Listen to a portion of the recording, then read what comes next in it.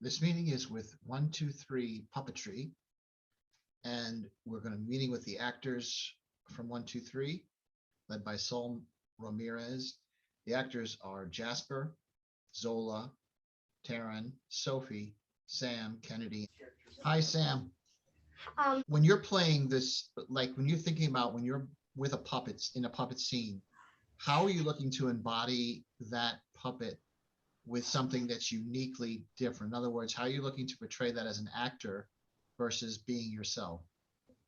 Well, a lot of the time when I am, in a puppet that I can't really relate to a lot of the time, I try Sure. to think about someone that is a lot like that, or what, the puppet really is, and if I Uh-huh. know how to act like that. And then I try to embody that person and think in the same mindset in a way. Okay. And so when you're thinking about that, just think about the police officer robotic scene when Yeah. you're going to be portraying in this new production. How are you going to do that? What are you going to be thinking about with that police officer? What have you seen recently on the news that might inform that performance? Like, I try to just embody someone that, because, this person is racially targeting a lot of people in this scene. So I try to think of someone who's really angry with themselves and just has so much hatred. And that's a lot of how I kind of try to reenact someone with that much hatred. I just think about times that I've had a lot of hatred. Hi, Jasper. Hi, How are you? good. Nice to Good. meet you. All the roles you're playing, which is the most challenging for you this in this particular production, and how are you going to go about attacking that character? I would say, the other larger role that I play is in the dragon scene as someone who's part of the dragon, um, and puppeteering that. And then at some point, like, I am almost like knocked out of the dragon, and then I join the people fighting it. Oh, wow. So I thought that was kind of complicated. Well, how about the choreography? Just the choreography of that particular element, because you're puppeteering a Yeah, dragon yeah. part, and then you leave that to go slay the same thing. You're slaying the puppet that you just. I'm going to have to somehow like leave let go of manning the dragon puppet and like actually get pretty far away from it, and it's supposed to look like I'm tumbling out. Well, is that a challenge that you look forward to because you like challenges, or would you say you gravitate towards the ones that are a little easier for you? I'd say like a mix. I do like some challenges. Um and I definitely have roles that aren't as challenging. Are you going to be actually helping build the dragon puppet as well? I mean, he always likes like input and suggestions and stuff, but it kind of depends whether we work on it, one of these days when we're all together, or he kind of does it on his own, but I'll probably like have some role in it. So, what we're doing here is basically just talking about this upcoming Society May 15th performance. And Sol has been kind enough to go over, kind of the outline of the different characters and so forth. So, of the parts you're playing, what is the part that you're looking forward to the most in terms of its challenge or its opportunity? I'm definitely looking forward to this scene that we're doing, and I'm just like an acting role, so that's gonna definitely be fun. It's definitely gonna be like someone thinking about different things, Okay. like in life, such as like happy things and stuff. But then everyone gets like reprogrammed or rewired, Okay. and when they get rewired, they think differently, and they think of specifically negative things in the world, Okay. but they think of it as good things, even though they're actually negative. How do you learn how to mime? What do you do to embody that mime performance? How do you convey feeling with movement?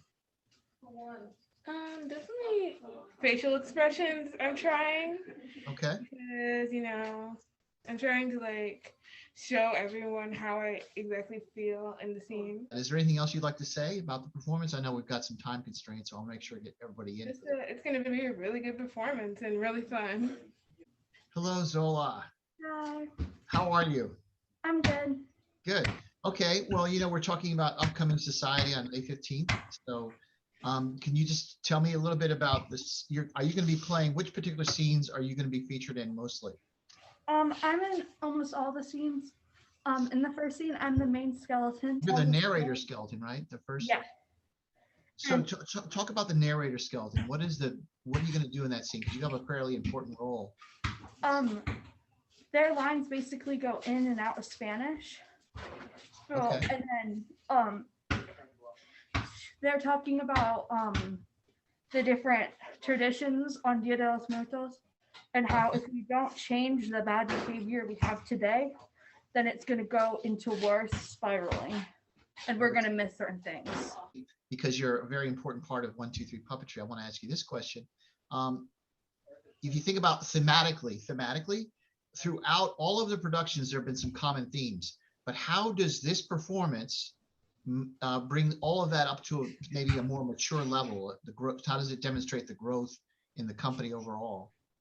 I think it's maybe our 5th year being public. So I think it's also a bigger deal. And it's also just symbolizing all the stuff we need to change, which we've had to make changes this year already with COVID and the election. But Yes. it's also just like how we need to change our world and pay more attention so that we don't miss certain things. And like that shows in the second scene where there are these birds. I don't know exactly what the species is, but they basically spend months planning these dances to impress the female birds, and I'm actually the female bird in that scene. So, And then that's just little things we miss out on.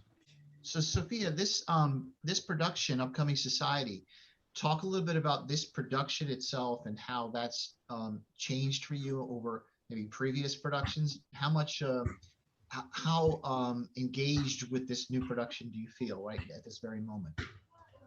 I feel fairly engaged with it. I mean, it's such a small, personal kind of production, with such an intimate crowd that, I feel very connected to the people that I'm working with. And it's very, very, I think, moving to see young people wanting to come together and make art and have a good time, but also talk about real things and real subjects and make these kinds of topics approachable to other very young people, and Yeah. talk about important things with at the same time being funny and having comedy and being visually interesting and ultimately having a good time and lightening the mood, even Yeah. after some really, I mean, the last couple of years, just really dark places, and that's probably really confusing for a lot of young people who are just kind of coming into awareness of their surrounding world. I'm getting a sense from you that you might want to pursue acting or puppet making in the future. Is that something you have thought about doing? Yes, so I have been working as a artist in various capacities for several years now. Yes, puppetry for sure, building puppets, acting as puppets. I'm very much attached to my mask, my COVID mask and my personal mask and my art, glitter mask.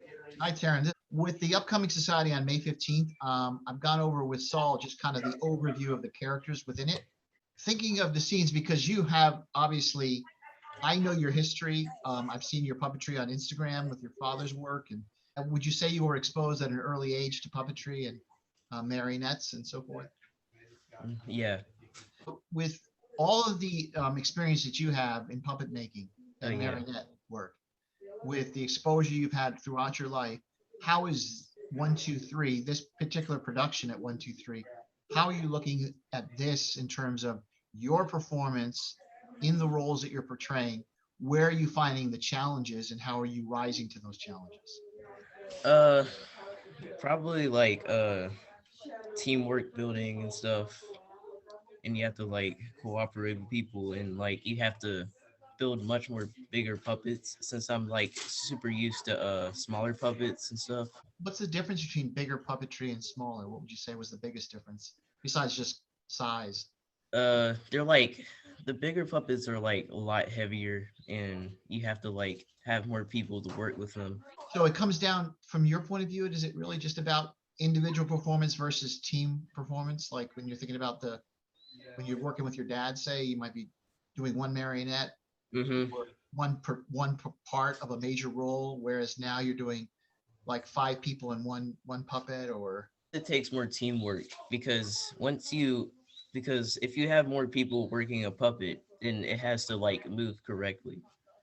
So so you have to have like you have to like cooperate and like have the puppet move what the way you want it to. is cooperation something that you're working on as Yeah, a puppeteer in general? yeah, Because yeah, would you say that the solo work is where you excel, maybe? Is that right? yeah. I'm I'm like used to working by myself usually. Looking forward to how much of a role are you playing in the narration in terms of writing the script or developing the characters? I'm a knight Dragon? fighting.